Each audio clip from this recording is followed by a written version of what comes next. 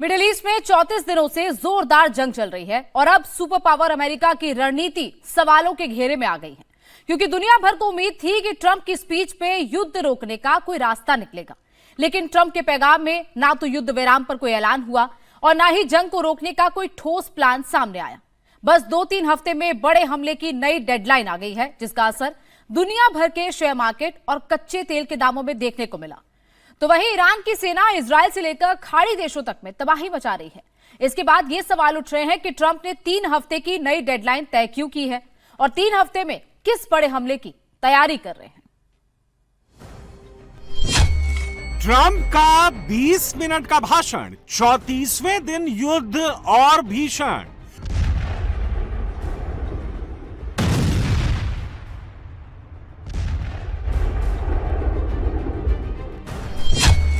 Hormuz पर Trump का surrender, Iran का इजरायल पर वार भयंकर।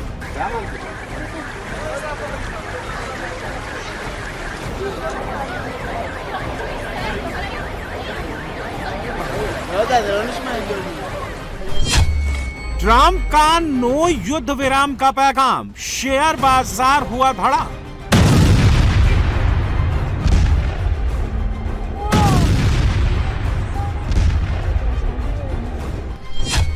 मिडिल ईस्ट में युद्ध नहीं रुकेगा, दुनिया में संकट अभी और बढ़ेगा।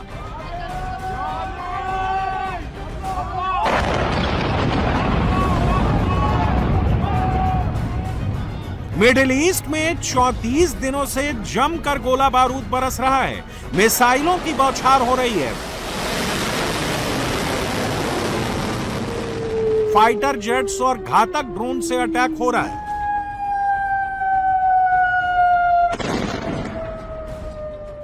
लेकिन महायुद्ध के बीच दुनिया भर की नजरें ट्रंप पर थी। उम्मीद थी कि वो अपने भाषण में कोई बड़ा ऐलान करेंगे, लेकिन ट्रंप ने अपनी स्पीच में कोई भी नई बातें नहीं की। उन्होंने वही घिसा पिटा रिकॉर्ड दोहराया और ईरान पर एक नई डेडलाइन देते हुए कहा कि अगर जल्द कोई समझौता नहीं होता है तो अमेरिका 2-3 हफ्ते में ईरान पर बड़ा हमला करेगा।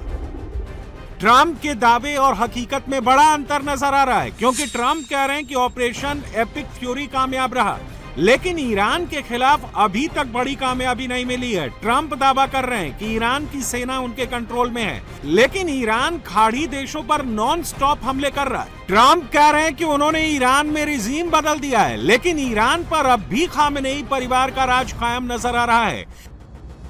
ट्रंप की स्पीच में जंग से छुटकारा पाने की छटपटाहट दिखी, लेकिन इसके बावजूद वो दावा कर रहे हैं कि अमेरिका को अब ईरान से कोई खतरा नहीं है, क्योंकि उसने मिडिल ईस्ट में ईरान की दादागिरी को खत्म कर दिया है और ईरान अब कभी भी अमेरिका को न्यूक्लियर अटैक की धमकी नहीं दे पाएगा।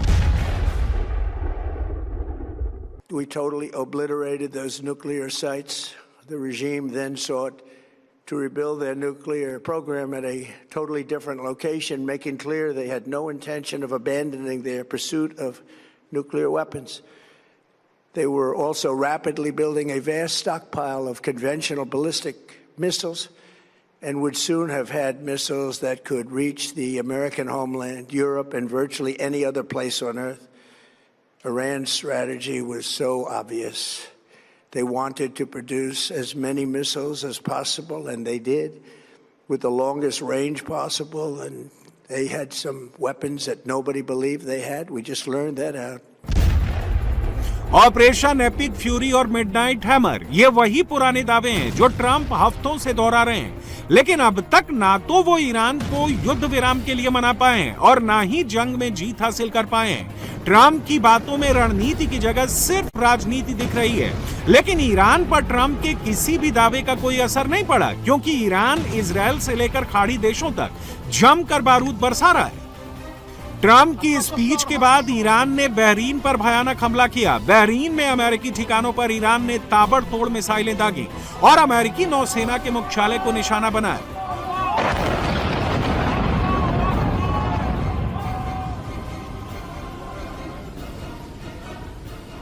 ईरान ने चेतावनी के बाद अमेरिकी टेक कंपनी को टारगेट करना शुरू कर दिया। ईरान ने बहरीन में अमेरिकी tech company Amazon web service के एक डेटा सेंटर पर जोरदार हमला किया।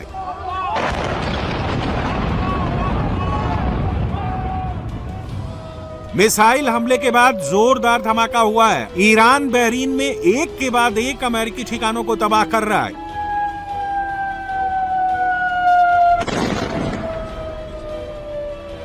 ईरान ने अपनी बैलिस्टिक मिसाइलों से जॉर्डन पर भी जोरदार हमला किया और वहां मौजूद अमेरिकी बेस पर मिसाइलों की बौछार से तबाही मचा दी।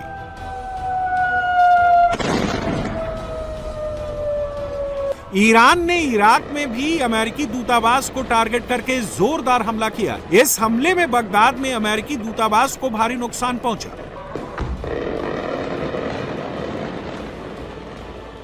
ईरान लगातार इरबिल में शाहिद ड्रोन से अटैक कर रहा है। ईरान ने ड्रोन से अटैक किया। इस दौरान एक अमेरिकी F-15 लड़ाकू विमान ने हमले को नाकाम करने की कोशिश की, लेकिन शाहिद ड्रोन ने कैस्ट्रोल ऑयल रिफाइनरी को तबाह कर दिया। ईरान के हमलों से सबसे ज्यादा तबाही मिडिल ईस्ट के देशों में ही देखी जा रही है। अमेरिकन बेस होने की वजह से ईरान लगातार इन देशों को टारगेट कर रहा है। ऐसे में ये सभी देश युद्ध विराम की हर मुमकिन कोशिश में जुटे हैं, लेकिन अब तक कोई रिजल्ट नहीं निकला है। जंग में अब तक खाड़ी देशों में 3200 से ज्यादा लोगों की मौत हो चुकी है, जबकि घायलों का आंकड़ा करीब 40,000 तक पहुंच गया है। वहीं 34 दिन से जारी युद्ध में मिडिल ईस्ट को 18 लाख करोड़ के नुकसान का अनुमान लगाया जा रहा है। सिर्फ ईरान में 1,15,000 मकानों को नुकसान पहुंचा है, जिसकी वजह से 1,80,000 से ज्यादा लोगों को अपना घर छोड़कर दूसरी जगहों पर शिफ्ट होना पड़ा है। मिडिल ईस्ट में तबाही मची है, लेकिन ट्रंप कह रहे हैं कि वो 2-3 हफ्ते बाद बड़ा एक्शन लेंगे।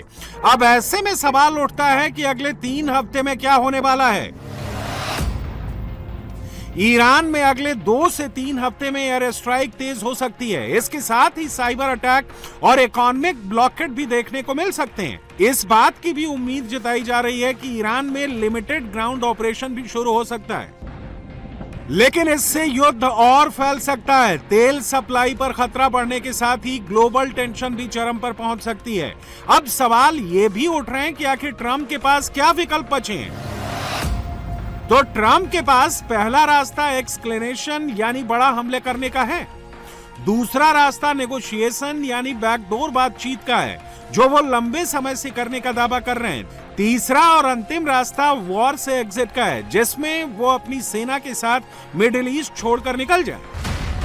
ट्रंप की स्पीच से तो यही संदेश जा रहा है कि वो लड़ाई जीतने से ज्यादा उससे बाहर निकलने का रास्ता खोज रहे हैं। लेकिन इजरायल का इरादा अमेरिका से एकदम अलग है, क्योंकि वो लगातार ईरान पर बारूदी प्रहार कर रहा है।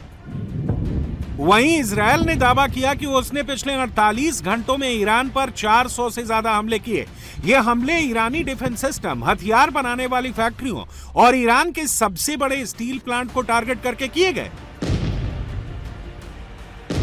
इजरायल ने ईरान के इस्फहान पर भी बड़ा अटैक किया। यह हमला ईरान की IRGC स्पेशल फोर्स यूनिट के मुख्यालय पर किया गया।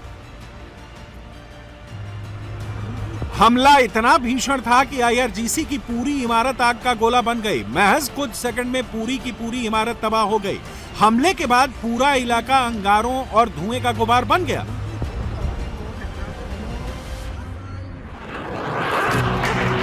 लेकिन ईरान भी इजरायल पर पलटवार करने में देर नहीं कर रहा है। इसके साथ ही ईरान अब अपनी एडवांस बैलिस्टिक मिसाइलें इजरायल पर दाग रहा है। ईरान की रिवोल्यूशनरी गार्ड कॉर्प्स की एरोस्पेस फोर्स ने एक नया फुटेज जारी किया है, जिसमें इजरायल में गद्र और इमाद मीडियम रेंज की बैलिस्टिक मिसाइलों को लॉन्च किया है। ईरान ने इजरायल पर बड़ा हमला करते हुए हाइफा शहर पर मिसाइल और ड्रोन्स की बौछार कर दी। हाइफा पर क्लस्टर मिसाइलों से हमले के बाद शहर में सायरन गूंजने लगे।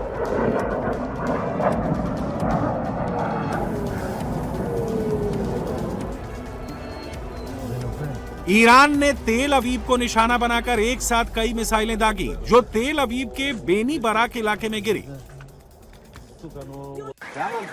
तेल अवीव में मिसाइल हमले के बाद सड़क पर पानी भर गया। मिसाइल गिरने के बाद एक बड़ी पानी की पाइपलाइन फट गई, जिससे सड़क पर पानी का सैलाब उमड़ आया। तेल अवीव में ईरान से क्लस्टर मिसाइल से भी अटैक किया गया। इस हमले से शहर में भारी नुकसान पहुंचा। बेनी बराक में कई लोगों के घायल होने के बाद वहां अफरा तफरी मच गई। ईरान ने ये साफ कर दिया है कि वो सीज फायर स्वीकार नहीं करेगा क्योंकि वो युद्ध का हमेशा के लिए अंत चाहता है। ईरान के विदेश मंत्री अब्बास अराक्ची ने एक इंटरव्यू के दौरान ये संकेत दिया कि तेहरान युद्ध जारी रखने के लिए तैयार है। شروط ما برای خاتمه جنگ کاملا روشن است. ما آتش بس رو نمیپذیریم بلکه به دنبال خاتمه کامل جنگ هستیم، نه تنها در ایران بلکه در کل منطقه، و ارائه تضمین‌هایی مبنی بر این که دوباره این تجاوزات صورت نگیره و همینطور پرداخت خسارات و غراماتی که ईरान भले इस युद्ध को अपनी शर्तों पर रोकना चाहता हो, लेकिन इस जंग का खामियाजा पूरी दुनिया भुगत रही है और ट्रंप की स्पीच के बाद ग्लोबल मार्केट में हलचल बढ़ गई है और इंटरनेशनल मार्केट में क्रूड ऑयल की कीमतें आसमान छूने लगी। जो क्रूड ऑयल कल तक $98 प्रति बैरल के दाम पर मिल रहा था, उसकी कीमत आज बढ़कर $107 प्रति बैरल के पार पहुंच गई है। हॉर्मूज को लेकर ट्रंप के पल्ला झाड़ने का असर भारतीय शेयर मार्केट पर भी देखने को मिला, जहां शेयर मार्केट में बड़ी गिरावट दर्ज की गई और सेंसेक्स 872 अंक गिरकर 72,262 अंक पर खुला। वहीं निफ्टी 50 में 296 अंकों की गिरावट आई और ये 22,383.40 पर खुला। बाजार खुलने के कुछ ही देर बाद सेंसेक्स 15 अंक से ज्यादा गिर गया। शेयर मार्केट में इस गिरावट से निवेशकों के करीब 10 लाख करोड़ रुपए डूब गए। हॉर्मूज को लेकर ट्रंप के रुख के बाद दुनिया भर की चिंता बढ़ गई है। इस बीच हॉर्मूज को खोलने के लिए ब्रिटेन ने 35 देशों की मीटिंग बुलाई है। ब्रिटेन के प्रधानमंत्री कीर स्टामर ने इसी हफ्ते लंदन में हॉर्मूज शिखर सम्मेलन करने का ऐलान किया है। इस बैठक में हॉर्मूज स्ट्रेट को फिर से खोलने के लिए ईरान को मनाने की रणनीति पर चर्चा होगी। डोनाल्ड ट्रंप ने कल 19 मिनट का भाषण दिया। 19 मिनट में कई बड़ी बातें कही, लेकिन ऐसा लगा कि बातों को रिपीट कर रहे हैं। कह रहे हैं कि 2-3 हफ्तों का में और अटैक तेज करेंगे, ईरान की सेना उनके कंट्रोल में है, लेकिन उनके दावों में कितनी सच्चाई है, इसी पर चर्चा शुरू करेंगे। हमारे साथ इस वक्त खास मेहमान जुड़ गए हैं। Retired major general A K. Sivach defence expert के तौर पर हमारे साथ जुड़े हैं और इसके साथ साथ प्रमीत माकोडे जी हमारे साथ जुड़ गए हैं, ग्लोबल सिटीजन फोरम के अध्यक्ष, अमेरिका से हमारे साथ लाइव जुड़ गए हैं। सबसे पहले मेजर जनरल सिवाच, जिस तरीके से डोनाल्ड ट्रंप बार बार वो बातें दोहरा रहे हैं, ऐसा लग रहा है कि घिसी पिटी बातें बार बार कही जा रही है कि हमने इतना उन पर अटैक कर दिया है, हमने ये अचीव कर लिया है। होगा कि अगले 2-3 हफ्तों में क्या कुछ बड़ा होने वाला है, या जो पिछले 5 हफ्तों से चल रहा है उसी चीज को रिपीट किया जाएगा? देखो मोनिका, सच्चाई यह है कि कहीं ना कहीं अमेरिका भी बैकफुट पे है और अमेरिका ने जो अंडर एस्टिमेट किया ईरान की कैपेबिलिटी को, और ये दिख रहा है। अभी उन्होंने सोचा था कि अगर आयतुल्लाह अल खमैनी मारा जाता है और उसके साथ टॉप मिलिट्री कमांडर, तो ईरान घुटनों पे आ जाएगा, वो लड़ नहीं पाएगा। मगर ऐसा तो नहीं हुआ क्योंकि ईरान ने इसकी तैयारी कर रखी थी। ईरान ने एक तो स्विफ्ट डिफेंस सिस्टम तैयार किया जिससे 4 स्टेजेस पे उसने सक्सेशन प्लान बनाया। दूसरा, उसने पूरे देश को 31 हिस्सों में बांट दिया प्रोविंस में, और IRGC को डिसेंट्रलाइज कर दिया।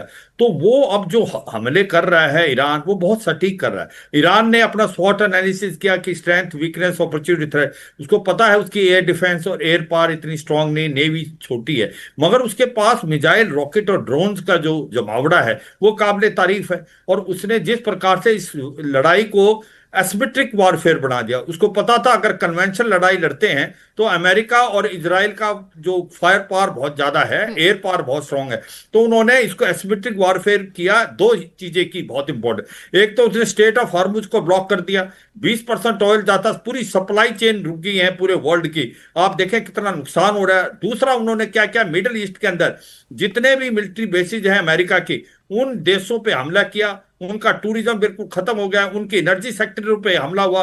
अब उनके जो टेक कंपनीज हैं उनको भी वार्निंग दे दी है, चाहे वो गूगल है, माइक्रोसॉफ्ट है, चाहे आपका टेस्ला है, वो सब के सब अब लगता है वो भी वहां से छोड़ के भाग जाएंगे। तो मुझे लगता है कि कहीं ना कहीं एक प्रकार से अमेरिका ने उसका जो एप्रिसिएशन क्या होगा। एक और चीज की है जो ईरान ने, अपने जो प्रॉक्सी हैं उनको भी एक एक्टिवेट कर दिया। हिजबुल्लाह जो है वो लेबनान से बहुत सक्रिय हो रहा है, नॉर्थ इजराइल पे कर रहे हैं, और हौती रेबल जो एक महीने से चुप थे वो भी अब सक्रिय होंगे। हो सकता है बाब अल मंदेब को अगर बंद कर देते हैं तो आप देखो दोहरी मार पड़ेगी। एक तो 20% आपका हो रहा स्टेट ऑफ हॉर्मुज से बाब अल मंदेब में 12 से 15% ऑयल जाता, 25% जो है खाद्य मटेरियल जाता, जो एशिया से यूरोप के लिए शॉर्टेस्ट रूट है, उसके बंद होने से पूरा अफ्रीका कॉन्टिनेंट का चक्कर काटना पड़ेगा। तो अगर आप देखें, मुझे लगता नहीं कि अभी डोनाल्ड ट्रंप के कंट्रोल में चीजें हैं। वो एक एग्जिट चाहते हैं, ऑनरेबल एग्जिट चाहते हैं, वो निकलना चाहते हैं, मगर क्या उनको सेफ एग्जिट मिलेगी? क्योंकि आपने पूरे विश्व को युद्ध के मुहाने पर लाकर खड़ा कर दिया है, आप पूरा विश्व उसमें इन्वॉल्व हो चुका है, क्योंकि तेल का संकट है, गैस का संकट है, इकोनॉमी पर असर पड़ रहा है। प्रमीत जी, क्या अब अमेरिका बैकफुट पर आ गया है, जैसे मेजर सिवाच भी कह रहे हैं, और क्या डोनाल्ड ट्रंप थक गए हैं? 5 हफ्तों से युद्ध चल रहा है, जो अचीव करना चाहते थे ऐसा लग रहा है वो अचीव तो हुआ नहीं है। वो दावे तो बड़े बड़े कर रहे हैं, लेकिन अब लग रहा है कि थकावट उनके चेहरे पर दिख रही है। नहीं, बिल्कुल अमेरिका बैकफुट पे आने का तो सवाल ही नहीं उठता है। We are the mightiest military in the world and we have the sharpest think tanks in the world. जो लोग दुनिया में सोचते हैं उनसे 4 कदम अमेरिका ज्यादा आगे जाके सोचता है। और कल अमेरिकन राष्ट्रपति जी ने कहा, वो अपेक्षित ही था कि भाई 32 दिनों के वॉर के बाद उनकी एयर पावर पूरी तरह से डिस्ट्रॉय हो चुकी है, उनकी नेवल पावर पूरी तरह से डिस्ट्रॉय हो चुकी है। 150 से ज्यादा naval vessels has been destroyed, 11,000 से ज्यादा उनके ऊपर एयर फ्लाइट्स, फाइटर जेट्स की फ्लाइट्स जा चुकी हैं, और प्रिसीजन स्ट्राइक्स 10,000 से ज्यादा प्रिसीजन स्ट्राइक्स हो चुके हैं, और उनके मिलिट्री एस्टेब्लिशमेंट को पूर्णतः तबाह कर दिया गया है। और जैसे उन्होंने कहा, the main objective was the nuclear threat was the biggest threat not to America but to the whole world. जो रजीम अपने खुद के 25,000 से ज्यादा लोगों को एक हफ्ते के अंदर प्रोटेस्ट के विरोध में मार दे, उस रजीम के हाथ में अगर आप न्यूक्लियर मिसाइल्स और न्यूक्लियर वॉरहेड्स और बैलिस्टिक मिसाइल दे दें तो पूरी दुनिया में किस तरह से कोहराम मचा देंगे, ये आपको भी anybody can guess about how difficult it would be. और उसी के रहते कल उन्होंने कहा कि now we have already achieved most of our goals by 90% of the military establishment has been taken out. और आगे जाके अगले 3 हफ्ते में फिर क्यों डोनाल्ड ट्रंप कह रहे हैं कि 2-3 हफ्ते में अभी अटैक्स और तेज है, जब इतना कुछ अचीव कर लिया है? The de-escalation process has started now, and de-escalation doesn't happen like this. De-escalation के लिए भी कुछ समय लगता है। So now there will be a deterrence, भाई उस पे डर तो बना रहेगा। उसके बाद देयर विल बी डिप्लोमेसी, जो चालू वो कई दिनों से चालू थी, कई हफ्तों से चालू है, बैक चैनल डिप्लोमेसी। और उसके बाद डी एस्केलेशन के प्रोसेस ऑन अमेरिका टर्म्स। और अब यहाँ देखेंगे आप कि वहां जो फर्स्ट जो हार्डकोर रिजीम थी, हार्ड लाइनर्स थे, वो तो एलिमिनेट हो गए हैं। जो सेकंड लेयर आई थी उसमें से भी कई लोग एलिमिनेट हुए हैं, लेकिन अब काफी लोग उस रजीम में ऐसे हैं who are American educated, who are western educated, who are moderate. उन लोगों के साथ बातचीत चल रही है, और मोस्ट लाइकली ये होगा कि उन्हीं लोगों के हाथ में रजीम अब आएगी। इसी बात का कंफ्यूजन है, बातचीत चल भी रही है, नहीं चल रही है, क्योंकि अटैक्स आप तेज कर रहे हैं, फिर आप सीज फायर दे देते हैं 6 अप्रैल तक का। मधु चौरसिया जी हमारे साथ जुड़ी है, मैं बाकी मेहमानों के पास भी चले जाऊं। लंदन से हमारे साथ वरिष्ठ पत्रकार जुड़ गए हैं, कुलदीप कुमार जी, भारतीय व्यवसाय यूक्रेन से हमारे साथ जुड़ गए हैं। कुलदीप जी, पूरी इकोनॉमी पर असर पड़ रहा है, और यूक्रेन में आप वहां पर है। यूक्रेन तो पहले ही रशिया जिस तरीके से अटैक कर रहा है, पहले ही वॉर में है, और एक दूसरा मार जो है वो यूक्रेन पर पड़ गई है। पूरी इकोनॉमी पर असर हो रहा है, क्रूड ऑयल के रेट बढ़ रहे हैं, स्टॉक मार्केट गिर रहे हैं। तो ऐसा लग रहा है कि डोनाल्ड ट्रंप बिना किसी तैयारी के आए, उन्होंने ये सोचा तो होगा ना कि इतना असर इकोनॉमी पर पड़ेगा। बिल्कुल ठीक कह रहे हैं आप, लेकिन अमेरिका बैकफुट पे नहीं जाएगा। अगर अमेरिका हर जगह पे बैकफुट पे जाने लग गया तो $2 में डॉलर बिकेगा आने वाले टाइम में।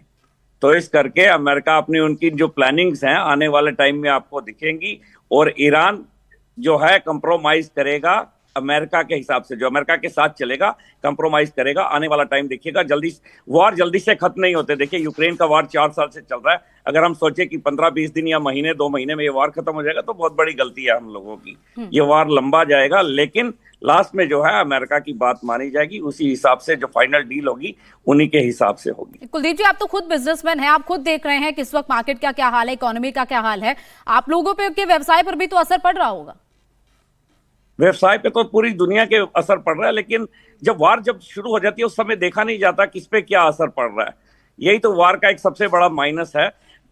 ईरान को पहले देख लेना चाहिए था यूक्रेन का हाल, जो 4 साल से वार चल रहा है। हमेशा हमारे को एक कुछ ऐसे रिजल्ट्स नहीं, ऐसा सिस्टम लाना चाहिए कि बिना वार के जो है अगर बैठ के बातचीत हो जाती तो ये ठीक रहता। ये वार हम सोचे कि 15 दिन, 30 दिन, 35 दिन, मुझे नहीं लगता ये खत्म होगा। ये वार बहुत लंबा जाएगा और बिजनेस पे असर पड़ता ही रहेगा। जितने जितने वार बढ़ते जाएंगे बिजनेस पे फर्क पड़ता रहेगा। बिल्कुल, वॉर किसी के लिए भी अच्छा नहीं, लेकिन बिजनेस में तो असर पड़ेगा ही, और ये आप भी स्वीकार कर रहे हैं। मधु चौरसिया जी, अब डोनाल्ड ट्रंप के पास क्या ऑप्शन है? एस्केलेशन करेंगे, नेगोशिएशन करेंगे, या अब एक सेफ एग्जिट ढूंढ लेंगे और इजराइल और ईरान आपस में लड़ते रहेंगे? मुझे जहां तक लगता है कि एग्जिट रूट लेना ज्यादा बेहतर होगा इस वक्त, क्योंकि देखा जाए तो बहुत इकोनॉमिक पे डेफिनेटली असर पड़ रहा है। महिलाओं के लिए खासकर गैस के प्राइसेस बढ़ रहे हैं, तो ऐसे में घर और बजट चलाना बहुत मुश्किल हो रहा है घर का। और गैस ही नहीं, सिर्फ पेट्रोल और डीजल के प्राइसेस में भी ऑल ऑफ सडन देखा जा रहा है कि काफी इन्फ्लेशन आया है। और क्योंकि अभी छुट्टियां चल रही हैं तो लोगों में कहीं ना कहीं घूमने जा रहे हैं यहाँ यूके में, और ऐसे में लोगों में एक तरीके का अजीब सा माहौल बन गया कि चलो पेट्रोल फुल करा लेते हैं, डीजल फुल करा लेते हैं, मे भी ये और महंगा होता चला जाएगा।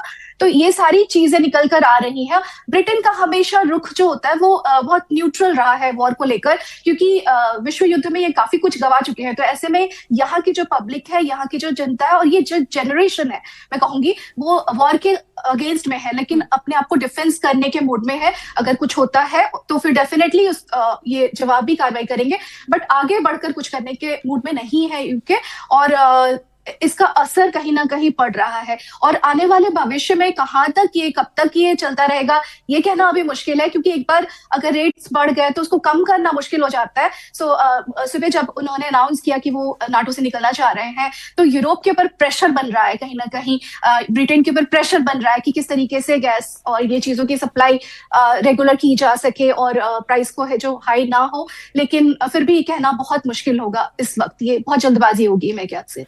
मेजर सिवाच, होर्मुज को लेकर सारी बात पहले चल रही थी। कभी डोनाल्ड ट्रंप कहते हैं उनका इंटरेस्ट है होर्मुज, कभी वो कहते हैं उनको कोई इंटरेस्ट नहीं है, जिनका प्रॉब्लम है वो खुद देख ले, जिन देशों का तेल वहां से निकलता है वो वहां से वो उसको खुलवा ले, हमारा कोई लेना देना नहीं। ये अब डोनाल्ड ट्रंप ने क्लियर कर दिया।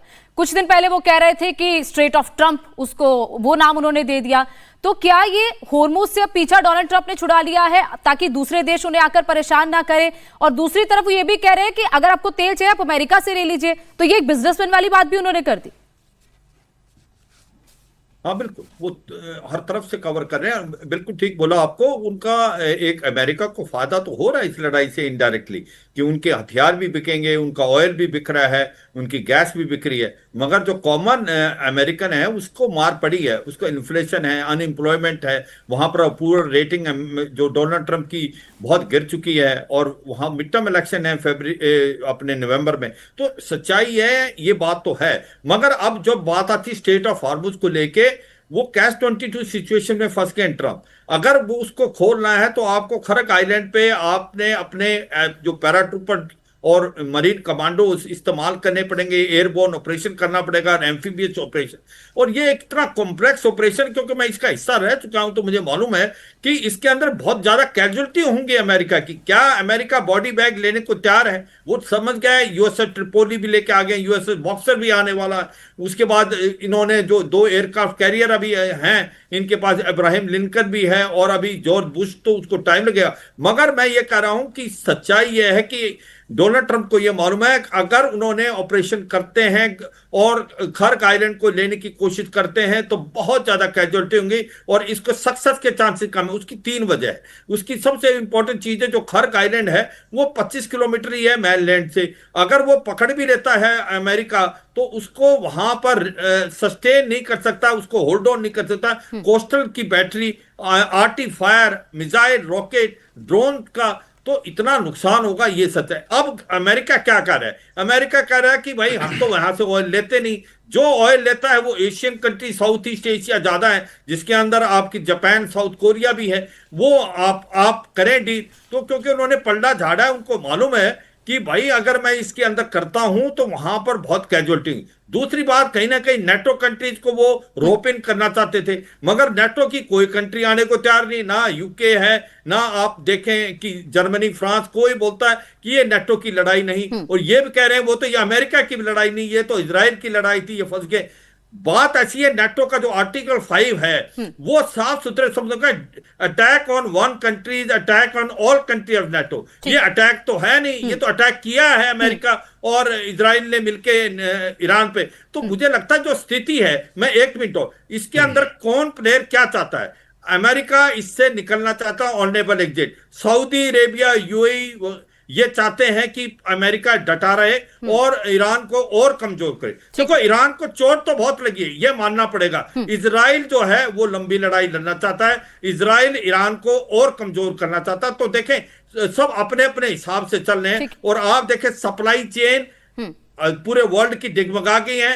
आपके बिल्कुल सर, असर पड़ रहा है, सप्लाई चेन पे असर पड़ रहा है, क्रूड ऑयल के प्राइसेस बढ़ रहे हैं। प्रमीत जी, अमेरिका की इकोनॉमी पर भी तो असर पड़ रहा होगा, चाहे वो कह रहे हैं कि अमेरिका को फायदा हो रहा है, लेकिन वहां का आम नागरिक तो झेल रहा है युद्ध को। और जहां तक मैं एक डेटा पढ़ रही थी कि 5,000 से ज्यादा मौतें हो चुकी हैं इस युद्ध में, 3,500 से ज्यादा ईरान में है और कुछ अमेरिकन भी मारे गए हैं। तो नुकसान तो अमेरिका को भी झेल रहा है।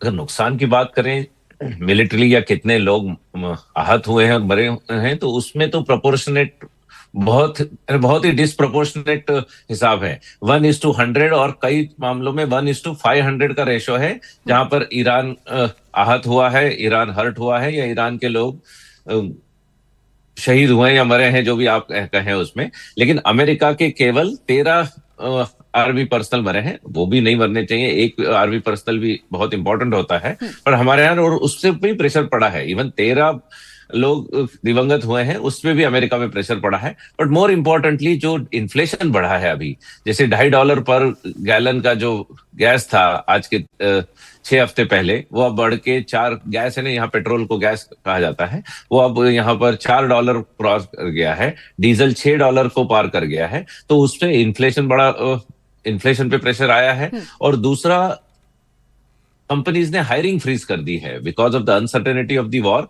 नए लोगों को हायरिंग बंद कर दी है, तो उसके ऊपर उसकी वजह से भी काफी प्रेशर है। और अभी आपने देखा होगा कि कुछ दिन पहले 80 लाख से ज्यादा, numbers are varying but very large number of people have protested, तो उससे भी इंटरनल प्रेशर बना है। लेकिन that is also the power of that also shows the power of American democracy कि आप 80 लाख से ज्यादा लोगों ने विरोध किया, प्रदर्शन किया, लेकिन बड़ा शांतिपूर्वक रहा। कहीं एक भी किसी को आहत नहीं हुए, किसी को पुलिस ने या किसी भी आर्मी ने परेशान नहीं किया। उसके विपरीत कॉन्ट्रास्ट आप देखिए कि 25,000 से ज्यादा लोगों को एक हफ्ते के अंदर ईरान में मार दिया गया जो प्रोटेस्ट कर रहे थे। तो there is no comparison between what America brings to the table in democratic values versus what Iran is bringing table. और ईरान की जो रजीम अपने 25,000 लोगों को खुद मार सकती हो, वो पूरी दुनिया में किस तरह से हाहाकार कर सकती है अगर उनके पास आपकी बातों से लग रहा है कि यूएस के 80 लाख लोग, सोचिए, जो बाहर निकल कर आए, जो प्रोटेस्ट कर रहे हैं, वही कह रहे हैं कि वो वॉर नहीं चाहते हैं। मधु जी, अब क्या करेगा, अब बाकी देश क्या करें? क्योंकि डोनाल्ड ट्रंप ने तो कह दिया, सबको अपने भरोसे पे छोड़ दिया, अब आप देख लीजिए होर्मुज का आपको क्या करना है, आपको तेल चाहिए आप खुलवा लीजिए, हमारा अब इससे कोई लेना देना नहीं। तो ऐसा लग रहा है कि सबको पहले एक साथ ले आए युद्ध के बीच पे, सबको घसीट दिया, उसके बाद अब कह रहे हैं सब अपना अपना देख लें। जी, ये एक तरीके से बम फोड़ना हो गया, बम फोड़ दिया और आप अपना अपना देख लीजिए। तो यही हाल है। इसमें आम पब्लिक जो होती है, आम जनता को बहुत असर होता है वॉर का। जनता के ऊपर प्रेशर बन रहा है। जैसा आपने अमित जी ने बताया कि अभी फ्रीज कर दिया गया है, जॉब्स अपॉर्चुनिटीज कम है वहां पर। यहाँ पर भी, यूके में भी वही हाल है। लोग जॉब ढूंढ रहे हैं, सर्च कर रहे हैं, उन्हें नहीं मिल रहा है।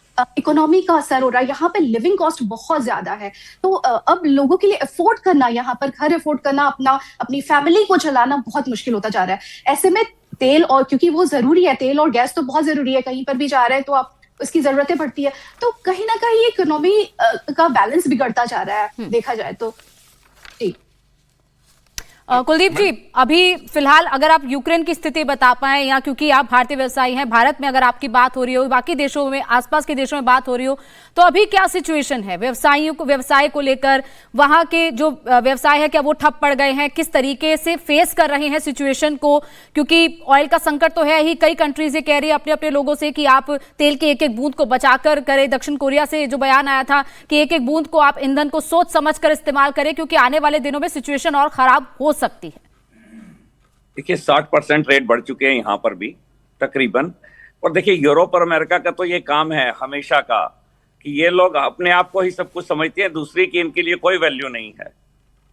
ये सिर्फ अपने ये ठीक रहें, आपको क्या दिक्कत है, इनको कोई लेना देना नहीं है उससे। तो नई बात नहीं है अमेरिका यूरोप की। व्यवसाय में देखिए युद्ध यहाँ पे 4 साल से चल ही रहा है, लेकिन ऐसा कहें कि बिल्कुल व्यवसाय बंद हो चुका है, ऐसा नहीं। अभी एक हमारे जीवन का एक हिस्सा बन गया है कि जो चल रहा है चलने दो, यहाँ से बम गिर रहे होते हैं, वहां पे हम लोग काम कर रहे होते हैं। अब ऐसा कुछ नहीं रहा कि रोजमर्रा की बात हो गई है। जैसे आप सोचते हैं कि तेल का रेट बढ़ गया, भैया यहाँ पे बम गिर जाना एक ही बात है। व्यवसाय पे फर्क पड़ा है, लेकिन ऐसे कहें कि बिल्कुल ठप हो गया, ऐसा कुछ नहीं है। ठीक है, प्रवीण जी कुछ कहना चाहते हैं आप? 2 बातें कहना चाहूंगा। एक तो जो स्टेट ऑफ हॉर्मुज में जो आप कह रहे हैं कि अमेरिका ने पल्ला झाड़ लिया या पीछे हट गया, देखिए state of Hormuz was not America problem. America ने युद्ध किया है न्यूक्लियर कैपेबिलिटीज को खत्म करने के लिए, अपने अलाइज के ऊपर जो खतरा है उसको कम करने के लिए, और उसमें वो सफल हुए हैं। अब स्टेट ऑफ हॉर्मुज को जो वेपन के रूप में यूज किया है वो ईरान ने यूज किया है। So the responsibility of the state of Hormuz goes on the Iran side, not the blame should be on America side.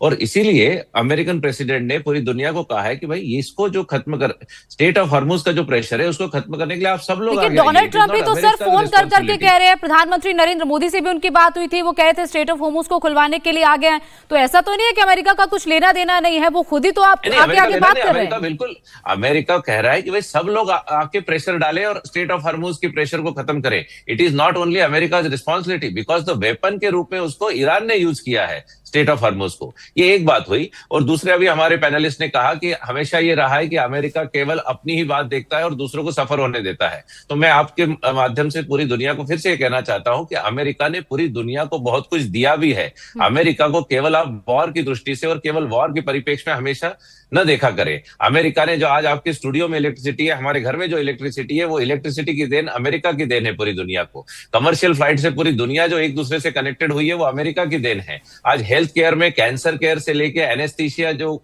इजाद हुआ है, ये बॉस्टन में इजाद हुआ है, अमेरिका में इजाद हुआ है, जिससे पेन फ्री सर्जरीज हुई संभव हुई है। कोविड से लेके सब जगह पर जहां पर जो इनोवेशन बिल्कुल आप महानता गिना रहे हैं अमेरिका की, लेकिन अब डोनाल्ड ट्रंप क्या सच में मेजर सिवाच अपने आप को महान बता रहे हैं, अपने आप को एक सुप्रीम लीडर बता रहे हैं कि सब देशों के ऊपर, सब देशों के नेताओं के ऊपर मैं ही हूं, मैं ही डिसाइड करूंगा कि कैसे ये पूरा विश्व चलेगा, कैसे पूरी इकोनॉमी चलेगी, और पूरी इकोनॉमी पर फुल स्टॉप लगाना है तो कैसे वो मैं तय करूंगा। मैडम पूरी दुनिया को अगर nuclear warrants is the biggest. Praveen ji मैं मेजर सिवाच मैं उनसे जवाब चाह रही हूँ। देखो सच्चाई यह है, कहीं ना कहीं डोनाल्ड ट्रंप अभी बैकफुट में इसलिए हैं, वो अकेले भी पड़ गए।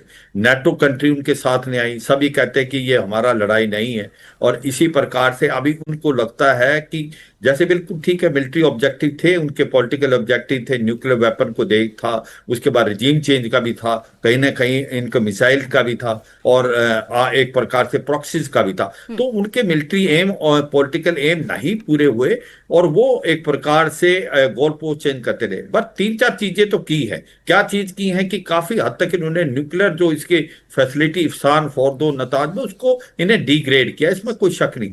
दूसरा, इन्होंने जो इसकी मिसाइल्स हैं, रॉकेट्स हैं, उसकी जो प्रोडक्शन है उसको भी थोड़ा कम किया है।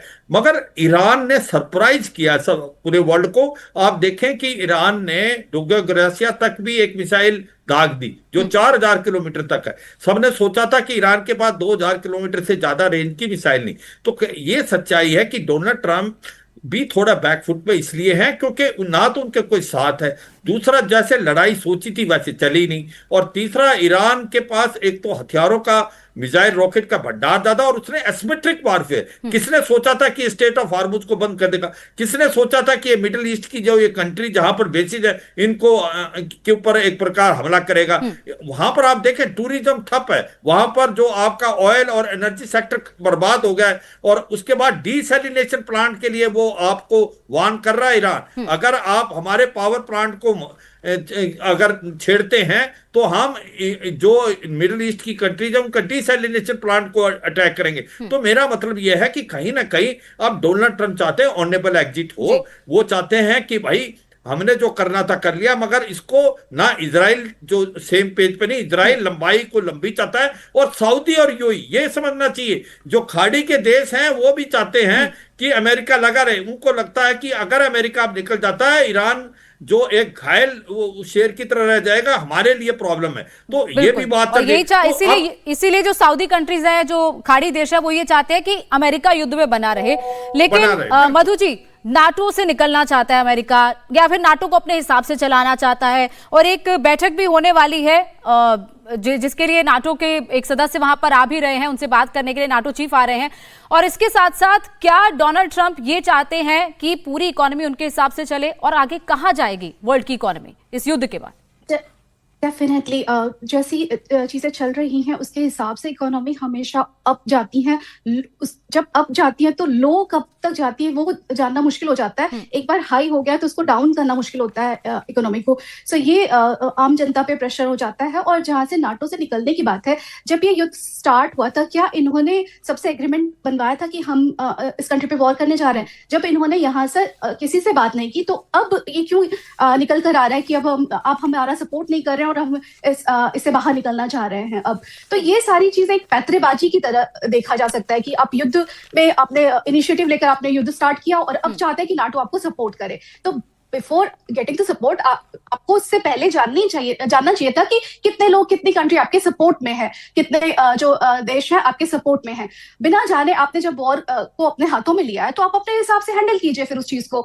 ये जैसा कि एक पैनलिस्ट ने कहा कि यूरोप और अमेरिका की प्रॉब्लम होती है और वो इस तरीके से अपनी चीजें सिर्फ अपना फायदा देखते हैं, तो ऐसा नहीं है। यूरोप बिल्कुल इन चीजों में विश्वास नहीं रखता, युद्ध में बिल्कुल भरोसा नहीं रखता। वो शांति प्रिय देश है एक तरीके से देखा जाए तो ये युद्ध कहीं ना कहीं एक तरीके से, क्योंकि इन्होंने विश्व युद्ध देखा हुआ है, तो इनको लगता है कि नहीं, हम कहीं ना कहीं लूज कर रहे होते हैं, तो बेटर हम उससे शांतिपूर्ण तरीके से डील करें किसी चीज को। और जब इन्होंने वॉर शुरू किया है, मीन्स ये ट्रम्प का कहीं ना कहीं एक तरीके से पैतरेबाजी कह लीजिए, कभी यहाँ कभी वहां, तो शांत बैठने वाली कंट्री नहीं मुझे लगती है। मुझे ऐसा लगता है कि अपने फायदे के लिए या अपने तरीके से अपने हर कंट्री को अपने हिसाब से चलाने की तरीके से देखा जा सकता है। बट हाँ, इसका असर डेफिनेटली आम जनता पर पड़ रहा है। अच्छा प्रमीत जी, एक बयान डोनाल्ड ट्रंप ने जो आज पूरा 19 मिनट का उन्होंने स्पीच दिया, उसमें कहा कि वॉर एक इन्वेस्टमेंट है अमेरिकन चिल्ड्रन और उनके फ्यूचर जनरेशन के लिए। कैसे इन्वेस्टमेंट है सर? पूरी दुनिया की इकोनॉमी पर को धक्का लगाने के बाद पूरी दुनिया की इकोनॉमी चरमरा जा रही है और आप कह रहे हैं कि ये हमारे लिए इन्वेस्टमेंट है, हमारे फ्यूचर जनरेशन के लिए इन्वेस्टमेंट है। नहीं, ये शॉर्ट टर्म पेन तो जब भी वॉर होगा तो शॉर्ट टर्म पेन अमेरिका को भी होगा और पूरी दुनिया को भी होगा।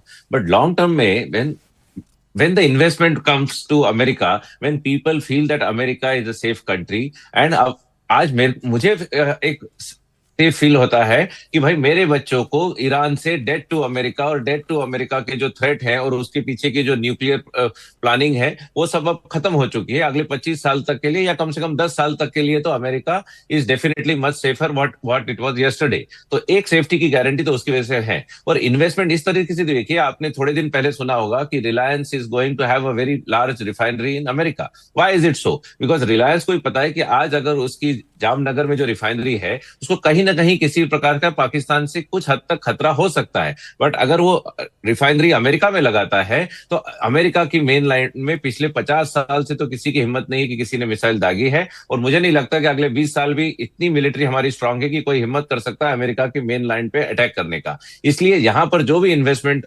करेगा वो इन्वेस्टमेंट सेफ होगा। और उसी को उन्होंने किसी दूसरे शब्दों में कल राष्ट्र को संबोधित करते हुए कहा कि this is a investment in America because when America is safe, more and more countries and more industries will come to America जो डोनाल्ड ट्रंप हर एक बात को अलग अलग शब्दों में कह रहे हैं। कभी कह रहे हैं हम इतना ईरान को नुकसान पहुंचा चुके हैं, कभी कह रहे हैं अभी 2-3 हफ्ते और नुकसान पहुंचाएंगे, कभी कह रहे हैं ये कर रहे हैं। बहुत बातें कही जा रही है डोनाल्ड ट्रंप की तरफ से। मेजर सिवाज, ठीक है, मैं सर आपके पास आऊंगी।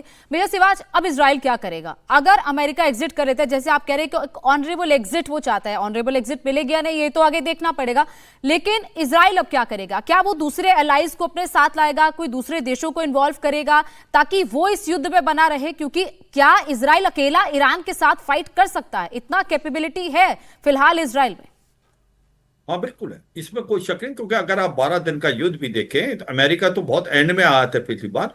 इजराइल को एक काफी पावरफुल देश है। इजराइल को थोड़ा धक्का लगा है कि उसने भी नहीं सोचा था कि इतनी ताकत ईरान के ने कर ली है। पर इजराइल के पास क्षमता है, उसके पास अगर आप उसका एयर डिफेंस सिस्टम देखें, आयरन डोम भी, आयरन बीम भी है, डेविड स्लिंग भी है, एरो सिस्टम भी है, थर्ड और पेट्रोल मिसाइल सिस्टम भी है। और दूसरी बात है, इजराइल के पास भी मिसाइल, रॉकेट और ड्रोन बहुत हैं, उसकी एयर पावर बड़ी स्ट्रांग है। और सच्चाई है कि ईरान अभी काफी हद तक कमजोर हुआ है, इसमें नहीं, ईरान को चोट बहुत लगी, इसमें तो कोई शक नहीं। ईरान के जो न्यूक्लियर फैसिलिटीज के भी को भी काफी धक्का लगा है। मगर प्रॉब्लम यह है इजराइल के लिए कि ईरान के पास अभी भी मिसाइल, रॉकेट का भंडार खत्म नहीं हुआ, और इसी प्रकार से उसके बाद जो शाही ड्रोन है वो भी काबिल है। मुझे लगता है ये लड़ाई इतनी जल्दी अमेरिका नहीं निकलेगा, 2 से 3 वीक पक्का वो लड़ेगा और ईरान को और कमजोर करने की कोशिश करेंगे। वो अपनी फोर्स को खर्ग आइलैंड पे लेने की कोशिश नहीं करेगा,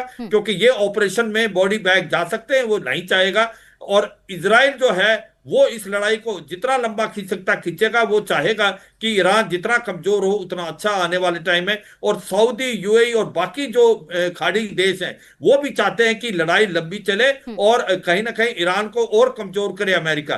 पर अमेरिका का एक ही है पॉइंट डोनाल्ड ट्रंप का, कि उसको लग रहा है कि जो वहां पर अपने घर में डोमेस्टिकली उसके अगेंस्ट लोग बहुत सड़कों पर आए हैं, 80 लाख से 1 करोड़ आए हैं, उसकी पॉपुलैरिटी डाउन होती जा रही है, मिड टर्म इलेक्शन है नवंबर में, तो मुझे लगता है वो भी चीज वो देख रहा है। मगर यह सच्चाई है कि इस लड़ाई से पूरे वर्ल्ड की इकोनॉमी डिगमगा गई। और अगर भारत की बात करें गोनिका, हमें यह सोचना चाहिए कि इसके बावजूद कि आपको मार पड़ी है, हमारे अंदर अभी तक पेट्रोल डीजल के रेट उतने हैं जो पहले थे। पूरे वर्ल्ड के अंदर आप देखें, अगर आप साउथ कोरिया देखें, जापान देखें, उन्होंने भी 15 से 20% उनको ऑयल के रेट बढ़ गए। इंडिया एक ऐसा देश है जो वेल प्रिपेयर्ड है। इस हिसाब से हमें गैस की प्रॉब्लम हो सकती है, क्योंकि हम 60% जो गैस सरकार भी बार बार कह रही है कि पेट्रोल और डीजल की कोई किल्लत नहीं है और गैस की भी कोई किल्लत नहीं है, और इसके साथ साथ गैस की किल्लत जो चल रही है उसको भी मेंटेन किया जा रहा है। उसके साथ साथ पेट्रोल डीजल के रेट अभी तक नहीं बढ़े हैं। मधु जी, लेकिन नाटो को लेकर बार बार डोनाल्ड ट्रंप कह रहे हैं कि एक वन वे स्ट्रीट है जहां अमेरिका सब कुछ दे रहा है। क्या नाटो कंट्रीज, बाकी जो कंट्रीज है वो इतनी कैपेबल नहीं है कि वो अपना कंट्रीब्यूशन दे पाए? या डोनाल्ड ट्रंप को ऐसा लगता है कि सिर्फ अमेरिका ही सब कुछ कंट्रीब्यूट कर रहा है?